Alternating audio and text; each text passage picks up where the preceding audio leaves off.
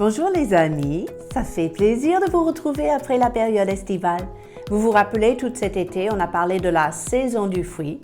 Eh bien, ce mois-ci, le Seigneur m'a mis à cœur un thème très particulier, la saison du service. Et oui, c'est un mot qui touche beaucoup de cœurs, mais de manière très diverse. Alors aujourd'hui, nous allons regarder l'appel de chacun de nous au service. Et puis plus tard dans le mois, on va parler de la joie de servir, l'onction pour servir, et si tout va bien, le service comme langage d'amour. Notre appel avant tout, je précise bien, ce n'est pas faire n'importe quoi pour n'importe quelle raison, mais surtout connaître Jésus et ressembler Jésus, caractéristique dans toutes ses caractéristiques, sa nature, son attitude. Et nous voyons un passage très fameux dans l'évangile de Jean qui parle de Jésus qui s'est mis à servir. Mais c'est très touchant de regarder le contexte. Donc je vous invite à regarder Jean chapitre 13 et on va lire ce passage renommé de versets 1 à 7. Avant la fête de la Pâque, c'est-à-dire avant la célébration, Jésus s'est mis à servir les autres disciples.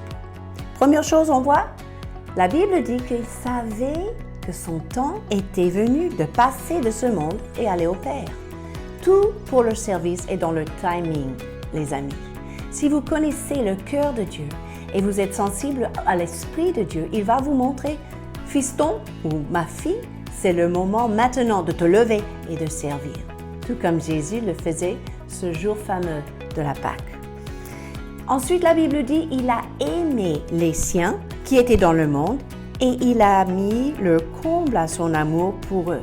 Et oui, la raison pour laquelle Jésus servait, c'était amour. C'était la première motivation qu'il s'est livré à la croix, qu'il s'est donné pour vous et moi. Et ce soir-là, qu'il s'est mis à servir. La Bible dit, pendant le souper, lorsque le diable avait déjà inspiré au cœur de Judas Iscariote le dessein de le livrer, Jésus était prêt à servir. Là, en face de l'ennemi, en face d'un traître, ça n'a pas empêché Jésus de servir les disciples et de montrer l'exemple en ce qu'il faisait. Ensuite, nous savons qu'il savait que le Père avait remis toutes choses entre ses mains. Il avait une confiance totale dans la souveraineté du Père. Et il savait qu'il était venu de Dieu. Donc il avait une confiance dans son identité en tant que fils de Dieu. Et finalement, il savait qu'il s'en alla à Dieu. Il connaissait déjà sa destination ultime. Et tous ces éléments-là servent à nous rappeler pourquoi nous sommes appelés à servir et comment nous pourrons servir. Le timing de Dieu, l'identité que nous possédons, la destination ultime, la confiance dans la souveraineté du Père.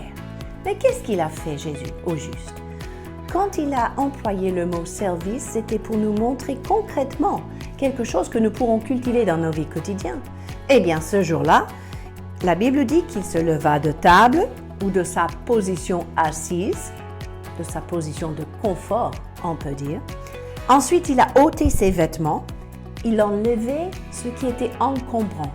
Pour servir, c'est aussi une clé, se débarrasser de tout fardeau, de tout souci et focaliser sur le bien de l'autre. Et troisième, il a pris un linge dont il s'est ceigni.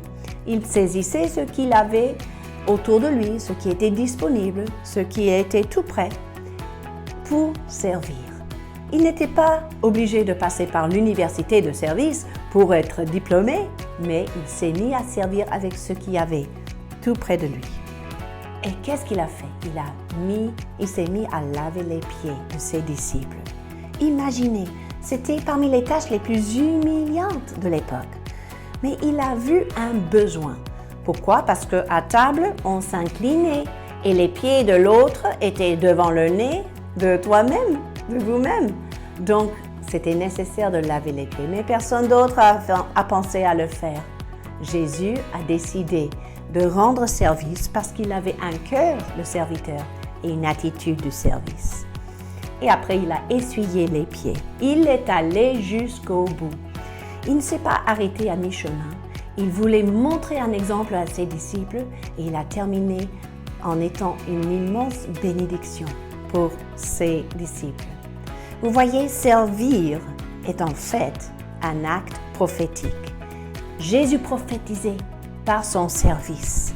Ce que je fais, il dit, tu ne le comprends pas maintenant, mais tu le comprendras bientôt. Tu réaliseras, mon ami, pourquoi je vous montre l'exemple de service.